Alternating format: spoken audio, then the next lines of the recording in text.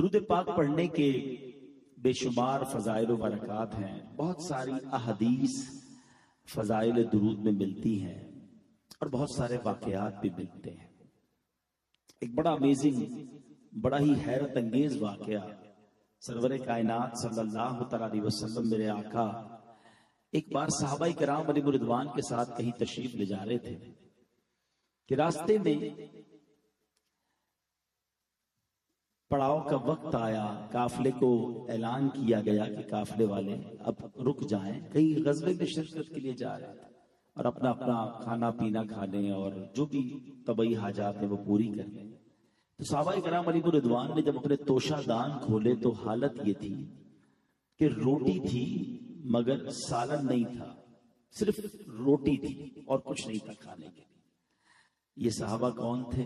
یہ میرے آقا کے ساتھی تھے، یہ قطعی جنتی تھے، یہ جان دینے جا رہے تھے۔ they are not on any holiday trip، وہ کسی گھومنے پھرنے کے ٹرپ پہ نہیں تھے، وہ تو اللہ کی راہ میں اپنی جان قربان کرنے جا رہے تھے۔ مگر حال یہ تھا، غربت کا عالم یہ تھا کہ اس وقت روٹی تھی سالن نہیں، مگر کسی صحابی کی زبان پر شکوہ بھی نہیں تھا، کمپلین بھی نہیں تھی کہ حضور ہم آپ پر جان قربان کرنے جا رہے ہیں، دین کے لیے سب کچھ لٹا دیا مگر ہمارے پاس صرف روٹی ہے، کھانے کے لیے بھی کچھ نہیں ہے۔ زباں پر شکوے رنجو علم لایا نہیں کرتے، نبی کے نام لیوا غم سے گھبرایا نہیں کرتے۔ ان کے پاس کچھ نہیں تھا پھر بھی وہ راضی تھے، ہمارے پاس بہت کچھ ہے پھر بھی لوگوں کی زبان پر شکوے ہیں، کمپلینز ہیں۔ اب کیا ہوا دیکھیں، جب بندہ صبر کرتا ہے نا تو پھر کیسے غیبی مدد ہوتی ہے۔ شہد کی مکھی میرے آقا علیہ السلام کی بارگاہ میں حاضر ہوئی اور نبی پاک کے مبارک کانوں کے پاس بنبھنانے لگی۔ شہد کی مکھی کی ایک الگ ہی آواز ہوتی ہے۔ تو صحابہ کا عقیدہ دیکھیں کہ ایک صحابی عرض کرتے حضور ذرا یہ بتائیے یہ شہد کی مکھی آپ سے کیا عرض کر رہی ہے۔ اٹ مینز صحابہ یہ جانتے تھے کہ میرے آقا سب کی بولیاں جانتے ہیں۔ اب وہ شہد کی مکھی آقا علیہ السلام نے فرمایا کہ اس نے مجھے یہ کہا ہے کہ حضور آپ کے صحابہ ہمارے علاقے میں آئے ہیں، صرف روٹی ہے ان کے پاس، کھانے کو سالن نہیں، ہم مکھیوں میں یہ بے چینی پائی جا رہی ہے، یا سیدی ہم نے قریب ہی ایک شہد کا چھتا بنایا ہوا ہے، ہم مکھیاں اسے اٹھا کر نہیں لا سکتے، آپ کسی صحابی کو ساتھ بھیج دیں وہ شہد لے آئیں تاکہ آپ کے صحابہ روٹی کے ساتھ شہد کھانا شروع کر دیں۔ نبی پاک نے مولا علی شیر خدا کرم اللہ تعالی وجہ الکریم سے فرمایا اے علی جاؤ اور جا کر شہد کا جو چھتا ہے وہ لے آؤ۔ مولا علی شہد کا چھتا لاتے ہیں، صحابہ اب روٹی کے ساتھ صاف شفاف میٹھا شہد کھا رہے ہیں۔ اب وہی مکھی یا کوئی اور مکھی پھر آ کے بنبھنانے لگی تو صحابی عرض کرتے حضور اب کیا کہہ رہی ہے؟ آقا علیہ السلام نے فرمایا میں نے اس سے سوال کیا کہ یہ تو بتاؤ شہد بناتی کیسے ہو؟ اب اس مکھی نے جواب دیا ہے کہ حضور جب ہم شہد چوسنے کے لیے، شہد کا رس جمع کرنے کے لیے مختلف باغات اور جنگلوں میں جاتی ہیں اور پھولوں کا رس چوستی ہیں۔ نبی پاک نے بڑا ریلیونٹ کوسچن فرمایا کہ پھولوں کا رس تو کڑوا بھی ہوتا ہے، پھیکا بھی ہوتا ہے، شہد تو بڑا میٹھا ہوتا ہے۔ آپ کو بھی کبھی پریکٹس ہوئی ہوگی، کبھی کبھی آپ ہار وغیرہ کوئی پہناتا ہے تو گلاب کی پتی تو کھا لی جا سکتی ہے مگر چمبیلی اور موتیا وغیرہ یہ تو بہت کڑوا ہوتا ہے۔ تو شہد تو اتنا میٹھا ہوتا ہے کہ نام لے تو وہ میٹھا ہو جائے، تو کتنا ڈفرنس ہو گیا۔ تو نبی پاک نے فرمایا کہ پھولوں کا رس تو کڑوا پھیکا بھی ہوتا ہے، شہد اتنا میٹھا یہ کیسے؟ اللہ اکبر۔ اس مکھی نے کیا جواب دیا؟ وہ کہتی حضور بات دراصل یہ ہے کہ جب ہم مختلف پھولوں کا رس چوس لیتی ہیں نا اور جب ہم واپس آ رہی ہوتی ہیں تو آن دا وے ٹورڈز ہمارے چھتے کی طرف واپسی پر ہمارا ایک امیر ہوتا ہے اور حضور وہ آپ کی ذات پر درود پڑھنا شروع کر دیتا ہے اور حضور اس کی دیکھا دیکھی ساری مکھیاں آپ پر درود بھیجتی ہیں۔ یا سیدی کوئی اور کمال نہیں ہے، یہ آپ پر درود پاک پڑھنے کی برکت ہے کہ پھولوں کا کڑوا اور پھیکا رس شہد جیسا میٹھا ہو جاتا ہے۔ اچھا اب اس ایک واقعے کو، یہ ماشاءاللہ درود پاک کی بڑی مشہور معروف کتاب آب کوثر، اس میں مفتی امین صاحب نے بھی اس واقعے کو نقل کیا اور بھی بزرگوں نے اس واقعے کو نقل کیا۔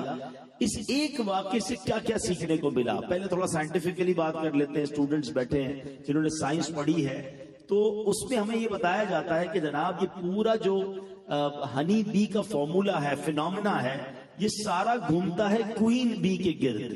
یعنی ایک ملکہ مکھی ہوتی ہے اور اس ملکہ مکھی کے تحت جناب شہد کا چھتا جو ہے پورا چلتا ہے، اس کا کنٹرول ہو جاتا ہے.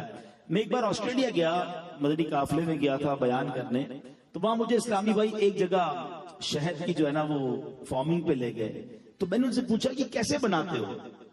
تو انہوں نے بتایا کہ ایک کوئین بی ملکہ مکھی ہمیں خریدنی پڑتی ہے، اور جیسے ہی ہم اس کو چھتے میں ڈالتے ہیں نا تو اللہ کی شان دیکھے کہ 2 کلومیٹر ریڈیس پر، 2 کلومیٹر کے فاصلے پر جتنی مکھیاں شہد کی ہوتی ہیں وہ اس کے کنٹرول میں آ جاتی ہیں، اور اب اس کا آرڈر مانتی ہیں. اور میں نے کہا اچھا جب شہد جمع ہو جاتا ہے اب یہ مکھیاں باہر کیسے نکلتی ہیں؟ تو وہ کہتا ہے کہ ہمیں کچھ نہیں کرنا ہوتا، اس ملکہ مکھی کو باہر نکال لیتے ہیں، آہستہ آہستہ تو باقی شہد کی مکھیاں بھی چلی جاتی ہیں، ہم اس سے شہد نکال لیتے ہیں.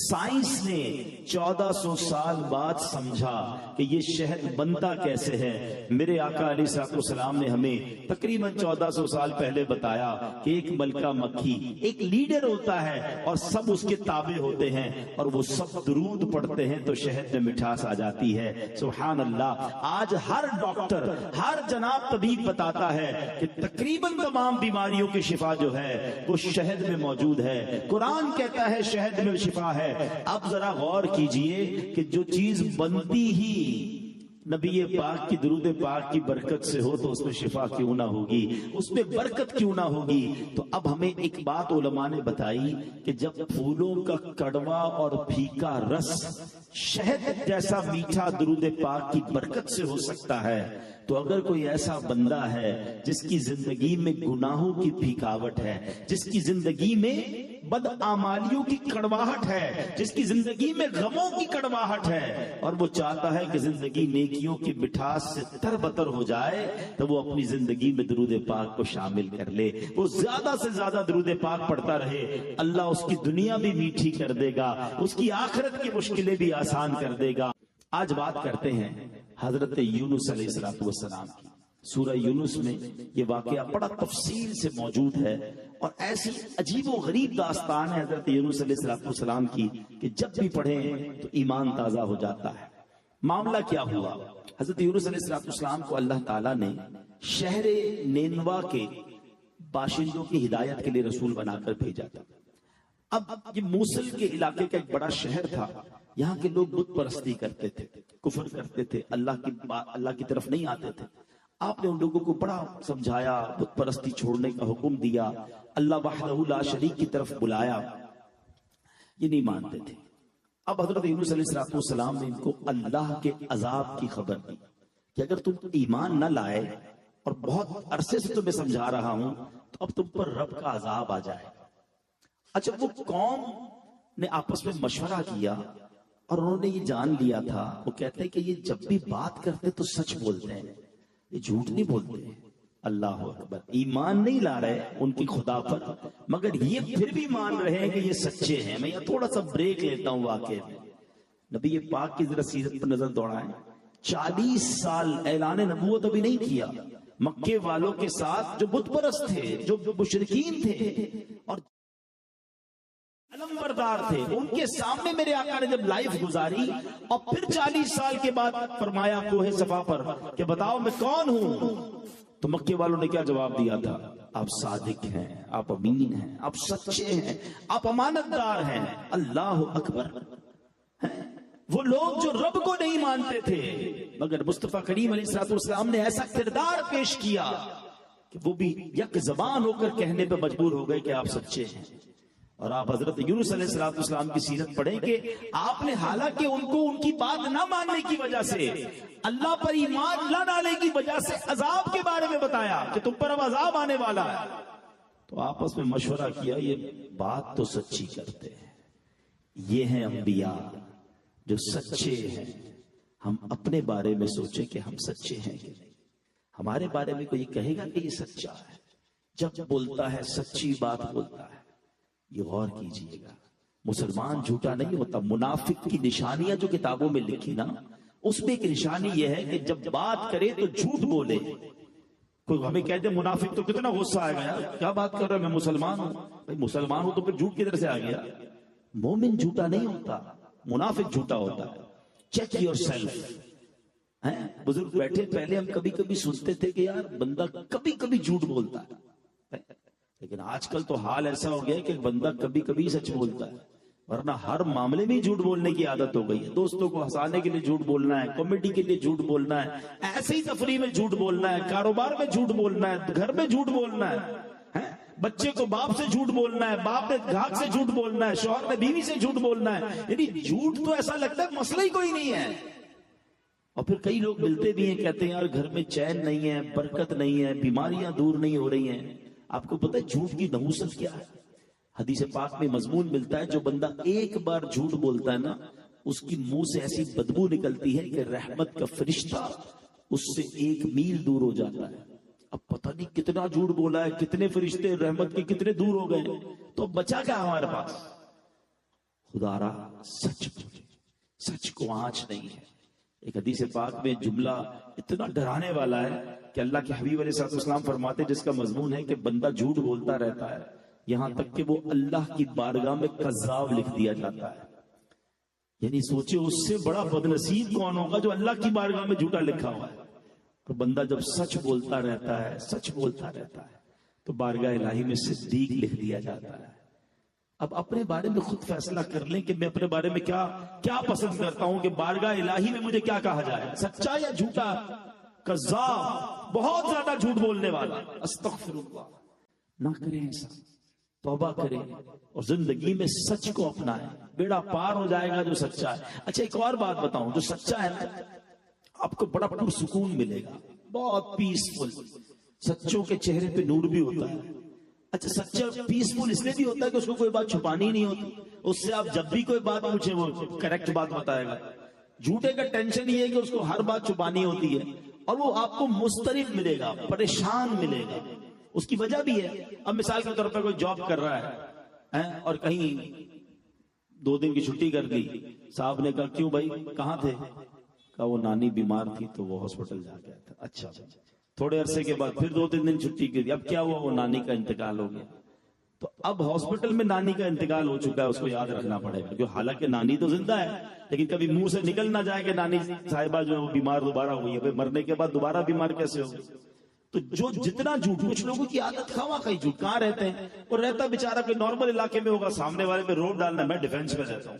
اچھا اب ڈیفینس کا ایڈریس بتا دیا تو ساری زندگی یاد رکھنا ہے, اس کو ڈیفینس بتایا ہوا میں نے. کاروبار کیا کرتے ہو سکتا ہے وہ چھوٹا سا سونار کا کاریگر ہو, اور اپنی تو جیولرز کی بڑی شاپ ہے طارق روڈ پہ. اچھا اب ساری زندگی یاد رکھنا ہے کہ اس کو طارق روڈ کی شاپ بتائیے, صدر کی نہیں بتائیے, ورنہ مکس ہو جائے گی. وہ ٹینشن نہیں, فائلیں ہی سنبھالتا رہے گا اپنی, جہاں جہاں جھوٹ بولا ہوا ہوگا. سچ بولو, نو ٹینشن یار, جو پوچھے وہ بتاتے, اس پہ کیا جاتا ہے. خامہ خائی جھوٹ اور حرام جہنم میں لے جانے والا کا.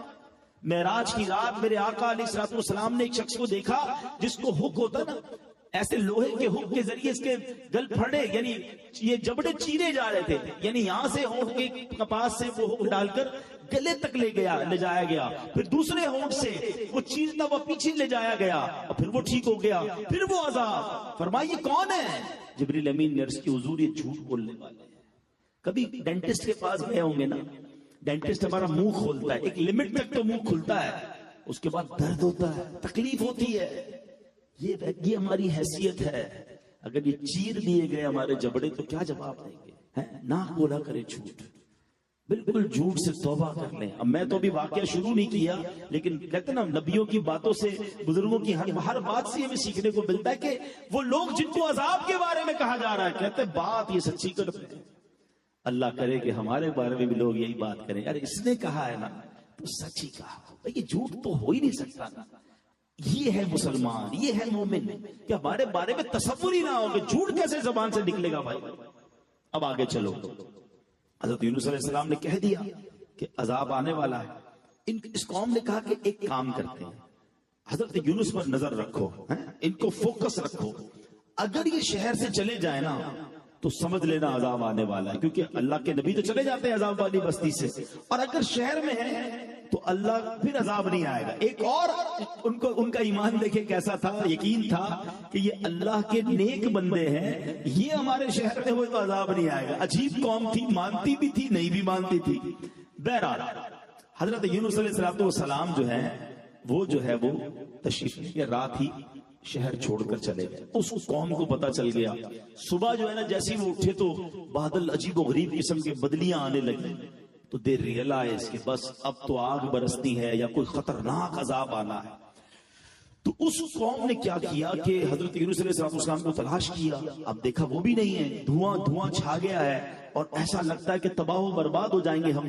تو اب ان شہر والوں نے کیا کیا کہ ڈر گئے، کانپ گئے، اور عورتیں بچے مویشی لے کر جنگل میں نکل گئے، اور انہوں نے کیا کیا، پرانے کپڑے پھٹے پرانے کپڑے پہنے، روتے رہے، خاک سر پر ڈالتے رہے، اللہ سے معافی مانگتے رہے، یا اللہ حضرت یونس پر ایمان لے آئیں گے۔ بچے بھی دعا کر رہے ہیں، عورتیں بھی دعا کر رہی ہیں، مرد اپنی عورتوں سے الگ ہو گئے، اب مائیں اپنے بچوں سے الگ ہو گئیں، سب استغفار میں مشغول ہو گئے، اور سبحان اللہ مطلب کوئی ایسی گریہ بازاری کی، اتنا روئے، اتنا گر گڑائے کہ اللہ کریم۔ اچھا پھر آپس میں ایک دوسرے کی جو ظلم کیے تھے نا وہ بھی معافیاں مانگنے لگے ایک دوسرے سے کہ تم مجھے معاف کر دو، میں نے تمہیں معاف کیا، تاکہ کسی قسم کا کوئی اللہ کی رحمت کو پکار لیا جائے اور یہ عذاب دور ہو جائے۔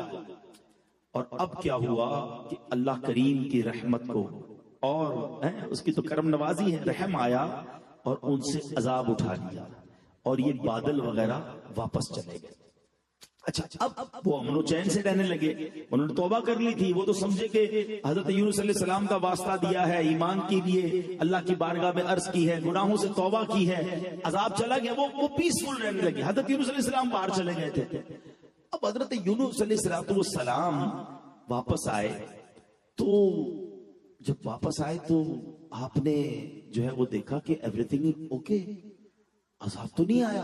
اچھا آپ کو تو پتہ ہی نہیں تھا معاملہ کیا ہوا، پیچھے قوم نے کیا کیا ہے، توبہ بھی کر لی ہے، اللہ سے وعدے بھی کر لیے ہیں، رونا دھونا بھی کیا ہے۔ تو اب کیا ہوا کہ آپ کو لوگوں نے کہا کہ اب تو اپنی بستی میں جائیے، تو آپ نے فرمایا کہ میں اس قوم میں کیسے جا سکتا ہوں، یہ قوم تو مجھے شہید کر دے گی، یہ تو سمجھیں گے میں جھوٹ بول کر گیا تھا، میں تو ان کو عذاب کا کہہ کر گیا تھا اور عذاب الہی نہیں آیا، اب میں کیسے اس قوم میں جا سکتا ہوں۔ تو آپ اس جگہ سے واپس پلٹے، اور اب آپ دریا کے پاس گئے اور ایک کشتی میں سوار ہو گئے۔ اللہ کی شان دیکھیں کہ وہ کشتی جا کر بیچ سمندر میں رک گئی۔ اچھا پہلے موٹر بوٹس تو ہوتی نہیں تھی کہ جہاز میں انجن لگا ہوا ہوتا ہو تو انجن والی بوٹ نہیں رکتی، وہ بھی رک جاتی ہے جب انجن ہی خراب ہو جائے، نصیب میں ہو تو سب ہو سکتا ہے، جہاز رک جاتے تو پانی کی کشتی کیا، لیکن اس زمانے میں تو پانی کی کشتی ہوا پہ چلتی تھی نا، لیکن وہ بیچ سمندر میں جا کے رک گئی۔ اچھا اس قوم کا ایک دستور تھا کہ اگر کوئی کشتی بیچ سمندر میں رک جائے تو اٹ مینز اس میں کوئی بھاگا ہوا غلام ہے۔ اچھا اب انہوں نے کیا کیا کہ کہا کہ اب ایسا لگتا ہے پرچی نکالنی پڑے گی کہ وہ بندہ کون ہے۔ تو جب پرچی نکالی سب کا نام ڈال کر تو حضرت یونس کا نام نکلا علیہ السلام۔ اس قوم نے آپ کو بھرے سمندر میں دریا میں ڈال دیا، سمندر میں ڈال دیا، جیسے ہی آپ کو سمندر میں ڈالا کشتی چلنا شروع ہو گئی، وہ بھی چلے گئے۔ آزمائش کیسی ہے، بھرے سمندر میں تنہا اللہ کے نبی کو ان لوگوں نے ڈال دیا۔ اب اللہ کی شان دیکھیں کہ جیسے ہی آپ کو پانی میں ڈالا گیا، ایک بہت بڑی مچھلی، ہو سکتا ہے اس زمانے کی کوئی بڑی دیوہکل مچھلی ہوگی، اس نے حضرت یونس علیہ السلام کو نگل لیا، مگر اللہ کریم کی طرف سے اس مچھلی کو حکم دیا گیا کہ حضرت یونس کو کھانا نہیں ہے، آپ کی ہڈیاں نہ ٹوٹیں، آپ کا جسم نہیں گلانا ہے۔ اب آپ اس مچھلی کے اندر ایسے قید ہیں جیسے غار کے اندر ہے، دھوپ اندھیرا ہے، ہاتھ کو ہاتھ سجائی نہیں دے رہا ہے، کتنا ڈارک ہوگا مچھلی کا پیٹ۔ اور اب آپ نے اسی حالت میں ایک بڑی کمال کی دعا کی۔ آج آپ کو بھی ایک بڑا کمال کا وظیفہ ملنے والا ہے، اور یہ وظیفہ قرآنی وظیفہ ہے۔ سورہ یونس کا سمجھ لو حاصل ہے یہ۔ آپ نے کیا کہا رب کی بارگاہ میں، اللہ والوں کی عاجزی تھی، اس میں جو عاجزی ہے نا، جس کو ہم آیت کریمہ کہتے ہیں، آپ مچھلی کے پیٹ میں پڑھنے لگے لا الہ الا انت سبحانک انی کنت من الظالمین۔ آپ نے یہ وظیفہ پڑھنا شروع کر دیا، اللہ میری غلطی ہے، تیرا کوئی ثانی نہیں، تیری بڑی شان ہے، اللہ کی شان بھی بیان ہو رہی ہے اور اپنی عاجزی کا اظہار بھی ہو رہا ہے، اپنی معافی کا بھی بار بار تذکرہ ہو رہا ہے۔ آپ پڑھتے رہے، یہ وظیفہ پڑھتے رہے، ایک روایت کے مطابق 40 دن تک، اور کچھ اور روایتیں بھی ہیں، 12 دن کی بھی ہے، 7 دن کی بھی ہے، آپ مچھلی کے پیٹ میں رہے مگر آپ زندہ رہے. اتنی دیر میں تو بندہ قبر میں گل جاتا ہے، مگر آپ مچھلی کے پیٹ میں آپ زندہ ہیں. سبحان اللہ. اور آپ کو اب اس مچھلی سے نجات کیسے ملی کہ اس مچھلی نے جب آپ نے وظیفہ پڑھا تو اس اندھیری کوٹڑی سے اللہ کریم نے کیسے نجات دی کہ مچھلی نے کنارے پر آ کر آپ کو اپنے منہ سے نکال دیا. اور آپ اس کنارے پر جب رہے تو اب اتنے کمزور ہو گئے تھے. آپ کی جو سکن تھی نا، بتایا جاتا ہے جس طرح بچہ پیدا ہوتا ہے وہ اس کی جھلی کیسی ہوتی ہے، اس کی باڈی کیسی ہوتی ہے، بالکل کمزور نحیف ناگر ہو گئے تھے آپ، لاغر ہو گئے تھے بالکل کمزور. تو اب آپ کھڑے بھی نہیں ہو پا رہے تھے. اتنے دن جو آپ مچھلی کے پیٹ میں رہے تھے. تو پھر اللہ کی شان دیکھے، قرآن کہتا ہے کہ آپ جہاں لیٹے ہوئے تھے نا وہاں ایک کدو کی بیل اگا دی گئی اور آپ اس کے سائے میں آرام کرتے تھے. یاد رہے یہ بھی آپ کا معجزہ ہے. کدو کا درخت نہیں ہوتا ہے، کدو زمین پر اگتا ہے، اوپر اس کا درخت نہیں ہوتا. مگر آپ کو چونکہ سائے کی ضرورت تھی تو باقاعدہ کدو کا ایک درخت اگا جس کے سائے تلے آپ آرام کرتے تھے، اس کے بڑے بڑے پتوں کے سائے تلے. اور پھر سبحان اللہ ایک بکری کی ڈیوٹی لگائی گئی جو روزانہ آپ کے پاس آتی تھی، اپنا تھن آپ کے منہ میں ڈال دیتی تھی اور آپ اس بکری کا دودھ پی لیا کرتے تھے. کچھ دنوں کے بعد آپ کے اندر توانائی آنا شروع ہوئی، آپ کے اندر طاقت آنا شروع ہوئی. آپ اب اپنی قوم کی طرف واپس آئے تو ساری قوم آپ کی منتظر تھی. وہ تو آپ پر ایمان لانے کے لیے تیار تھے، آپ سے محبت کے ساتھ آپ کو ویلکم کیا اور آپ اب اپنی قوم کے ساتھ خوش و خرم رہنے لگے. کہ ایک صاحب کسی کے گھر میں گئے، بڑے نیک آدمی تھے، دعوت ہوئی تو دعوت کھلائی پلائی چلے گئے. تو گھر والوں نے سوچا کہ ڈرائنگ روم میں جہاں دعوت کھلائی تھی وہاں کچھ بڑے قیمتی پیسے بھی پڑے ہوئے تھے، وہ کہاں گئے؟ نہیں یار وہ بندہ تو بڑا نیک تھا، چور تو نہیں تھا، لیکن پیسے غائب ہو گئے. 1 سال بعد وہ شخصیت پھر آئی تو کہا حضرت ناراض مت ہوئیے گا، پچھلے سال بھی آپ آئے تھے، ایک بڑی رقم تھی ہماری، آپ نے دیکھی تھی، یہ نہ سمجھیے گا ہم آپ پر الزام لگا رہے، لیکن وہ جب سے آپ آئے تھے جب سے غائب ہوئی ہے. وہ بزرگ رونے لگ گئے. تو میزبان کہتے نہیں آپ ناراض نہیں ہو، آپ پر الزام نہیں لگا رہے. تو کہا نہیں میں اس لیے نہیں لو رہا تم مجھ پہ الزام لگا رہے ہو، مجھے افسوس یہ ہے کہ 1 سال ہو گیا ہے تمہارے گھر میں قرآن ہی نہیں کھلا ہے. کہا حضرت یہ کیسی بات کر رہے ہیں؟ کہا ڈرائنگ روم میں وہ سامنے قرآن پڑھا، ذرا اٹھائیے. وہ جلدان جب جیسے ہی کھولا تو پیسے اس کے اندر پڑے تھے. کہا مسئلہ یہ تھا جب تم مجھے ڈرائنگ روم میں بٹھا کر کھانا لینے گئے تھے تو تمہارے پیسے بکھرے ہوئے تھے، میں نے سوچا کہ کھو جائیں گے، قرآن کے اندر رکھ دیتا ہوں، روز تلاوت ہوتی ہوگی، جیسی صبح کھولیں گے تو آپ کو مل جائیں گے. اس کا مطلب 1 سال ہو گیا آپ کے گھر میں قرآن ہی نہیں کھلا ہے. سوچو نا ہمارا بھی تو یہ حال نہیں ہے. وہ ایک پوسٹ دیکھی تھی سوشل میڈیا پر، واٹس ایپ یا Facebook online since 10 minutes before, 10 minute پہلے آن لائن تھا، اور قرآن 1 سال پہلے آن لائن کیا تھا، 12 مہینے پہلے. ایسا نہ کرو، قرآن سے آج دوستی کر لیں. آج یہ ختم قرآن کی محفل میں پکی سچی نیت کر کے جائیے، رب کا کلام میرے اور آپ کے لیے ہے. ہم ہی نہیں پڑھیں گے، مسلمان ہو کر قرآن نہیں پڑھیں گے، قرآن سمجھیں گے نہیں. دنیا بھر کے میسج پڑھنے کا ٹائم ہے، اللہ کا پیغام سننے اور پڑھنے کا ٹائم نہیں. میں نے صرف ایک واقعہ بیان کیا، ایسے 100 کے قریب واقعات قرآن میں موجود ہیں. 90 کے قریب وہ آیتیں ہیں جس میں رب نے مجھ سے اور آپ سے بات کی ہے.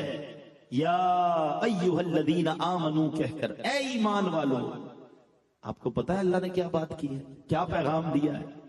ہمیں پاس تو وہ بھی ٹائم نہیں ہے پڑھنے کا. یہ چلے گا اللہ کی بارگاہ میں کہ یا اللہ بہت بیزی تھا، فیملی کو بھی ٹائم دینا تھا، کاروبار بھی بڑا تھا، اس لیے میں پڑھ نہیں سکا. کہ اللہ تیرا پیغام نہیں سن سکا. میں چوٹ کرنے کے لیے ایک اور مثال دیتا ہوں. ماشاءاللہ کئی لوگ بیٹھے ہیں، اونرز بیٹھے ہیں، فیکٹری کے دکاندار.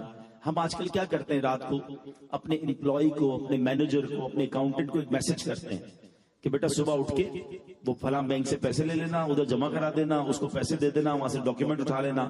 5-6 کام دے کر ہم سو جاتے ہیں. اب پتہ ہے ہم دیر سے بھی اٹھیں گے تو یہ ہمارے سارے کام ہو گئے ہوں گے. اس کی ڈیوٹی یہ ہے کہ صبح اٹھ کے ہمارا میسج سنے گا اور ہمارے کام کر لے گا. کسی ایک دن آپ اٹھے ہیں اور اپنے مینیجر کو پوچھے کیا ہوا بیٹا، وہ سارے کام ہو گئے؟ تو کہے وہ صاحب وہ آپ کا میسج سننے کا ٹائم نہیں ملا. آپ بتاؤ کیا جواب دو گے؟ تمہاری نوکری کس چیز کی ہے؟ تمہاری ڈیوٹی کیا ہے؟ تمہیں پتا ہے کتنا نقصان ہو گیا؟ تم نے پیغام ہی نہیں سنا. میں نے تمہارے آسرے پر یہ سارے کام چھوڑ دیے. آپ غصہ کریں گے، آپ ناراض ہوں گے. مجھے ایک بات بتاؤ، تمہارا پیغام تمہارا امپلائی ایک دن نہ سنے تمہیں برا لگتا ہے؟ رب کا پیغام تمہیں 40 سال پہلے مل چکا ہے، کوئی یہاں 50 سال کا بیٹھا ہے، کوئی 30 سال کا بیٹھا ہے، ساری زندگی گزر گئی۔ قرآن کا پیغام نہ پڑھنے کا ٹائم ہے نہ سننے کا ٹائم ہے، کیسی زندگی ہم گزار رہے ہیں۔ اب تو ہمارے علماء کو اللہ سلامت رکھے کتنا آسان کر دیا، پہلے مشکل تھا، اب تو اردو میں ترجمے، تفسیر، آن لائن ایپلیکیشنز، ہمارے فنگر ٹپ پر چیزیں، ویب سائٹیں بنا دی گئی، آڈیو لنک کے ذریعے تفسیر سن لو، پھر بھی قرآن سے دور ہے۔ نہ کرو ایسا، ہم سب نے مرنا ہے، ہم سب نے اللہ کی بارگاہ میں جانا ہے۔ کتنا شاندار درس ہے، اللہ کے نبی ہیں، آزمائش کیسی، جیسے مچھلی کے پیٹ میں، پہلے تو سمندر میں غرق کر دیا گیا، پھر مچھلی کے پیٹ میں ہے، مگر اس ساری آزمائش میں بھی شکوہ نہیں ہے، کمپلین نہیں ہے، یا اللہ میرا قصور کیا ہے، میں تو تیرا نبی ہوں، تیری عبادت کرنے والا ہوں، میں لوگوں کو تیری طرف بلا رہا تھا۔ آج لوگ عجیب عجیب باتیں کرتے ہیں، یار میں تو روزے بھی رکھتا ہوں، نماز بھی پڑھتا ہوں، زکوٰۃ بھی دیتا ہوں، مجھ پر آزمائش کیوں آتی ہے، مجھے نہ جانے کس بات کی سزا دی جا رہی ہے۔ او اللہ کے بندوں، اللہ والوں پر امتحان آتا ہے، کربلا والوں کا کیا قصور تھا؟ خود نبی پاک علیہ الصلوۃ والسلام کے ساتھ جو آپ کی حیات طیبہ میں طائف کے میدان میں لے لے، مکے کی گلیوں میں لے لے، کتنا ستایا گیا۔ تو اللہ والوں کو امتحان میں مبتلا کیا جاتا ہے ان کے درجے بلند کرنے کے لیے، لیکن ہمیں چھوٹی سی تکلیف آ جائے، چھوٹی سی ٹینشن، چھوٹی سی بیماری، تھوڑا کاروبار ڈاؤن ہو جائے، ذرا موڈ آف ہو جاتا ہے۔ کئی لوگوں کے تو گھر والے مارکیٹ دیکھ کر بات کر رہے ہوتے ہیں، جیولرز بیٹھے نا، مارکیٹ اچھی ہے تو آج موڈ اچھا ہے صاحب کا، جس دن مارکیٹ ڈاؤن اس دن گھر والوں کی بھی خیر نہیں ہے۔ چلو بھائی، گھر والے بھی شاید مشورہ کر کے فون کرتے ہوں گے، آج کام نہیں، آج موسم ٹھیک نہیں ہے۔ تو ایسا نہیں ہونا چاہیے، کاروبار اوپر نیچے ہو تو اس میں گھر والوں کا کیا قصور ہے؟ تو اپنی فیملی کے ساتھ اچھا برتاؤ رکھیں، اللہ کی بارگاہ میں شکر بھی ادا کیا جائے۔ اللہ نے مجھے اور آپ کو کروڑوں سے اچھی لائف دی ہے، کروڑوں سے اچھا بنایا۔ کئی لوگ بڑی بڑی بیماریوں میں ہیں، میں پچھلے کئی دنوں سے، ہمارے قریب کے لوگ ہیں، میرے بہت قریب ہیں، آپ دعا بھی کر دیں، تکمیل قرآن کی محفل ہے، ایک 26 سال کا بچہ ہے اور اس کو کینسر ہو گیا ہے۔ ایک میرے بچپن کا دوست ہے، میرے ساتھ ہی ہوتے ہیں ماشاءاللہ، ان کو بھی کینسر ہو گیا ہے۔ اب میں سوچتا ہوں کہ یہ کینسر ہمیں نہ ہونا ہے، کچھ بھی نہ ملتا، صرف ہمیں کوئی بڑی بیماری نہیں ہے۔ کبھی صحت کی قدر پوچھنی ہے تو کسی بیمار سے جا کر پوچھو، جس کے گردے کے ڈائلسس ہو رہے ہوں، جس کو کینسر ہو گیا ہو، جس کو نہ جانے کوئی اور بیماری ہو گئی، کیا زندگی، پیسہ کس کام کا؟ بندہ سوچ سوچ کے پاگل ہو جائے کہ اب پتہ نہیں میری بیماری اور مجھے آگے کہاں تک لے جائے گی۔ لیکن ہم ہیں کہ زبان پر شکر نہیں ہے۔ تو خدا را اس واقعے سے اپنی آزمائشیں، اپنی پریشانیوں پر صبر کرنا سیکھو، اللہ کی رضا پر راضی رہنا سیکھیں۔ اور سبحان اللہ، علماء کہتے ہیں جس طرح اللہ کریم نے حضرت یونس کو اس کال کوٹڑی سے نجات عطا فرمائی، جو بندہ صبر کرے، آیت کریمہ کا ختم کرتا رہے، اللہ اسے غموں کی کال کوٹڑی سے نجات عطا فرمائے گا، مشکلوں کے اندھیرے سے اجالے کی طرف لائے گا۔ اگر آپ اپنے آپ کو کمزور فیل کر رہے ہیں کہ یار کسی طاقتور کے سامنے مجھے مشکل آ رہی ہے، حضرت یونس کی اس کمزوری کو یاد کرو کہ اللہ کریم نے انہیں کیسی طاقت پھر سے عطا فرمائی۔ میرا رب قدرت والا ہے، وہ طاقت والا ہے، وہ ظالم کا نہیں مظلوم کا ساتھی ہے، مگر ہمیں اللہ پر پہلے بھروسہ رکھنا ہے۔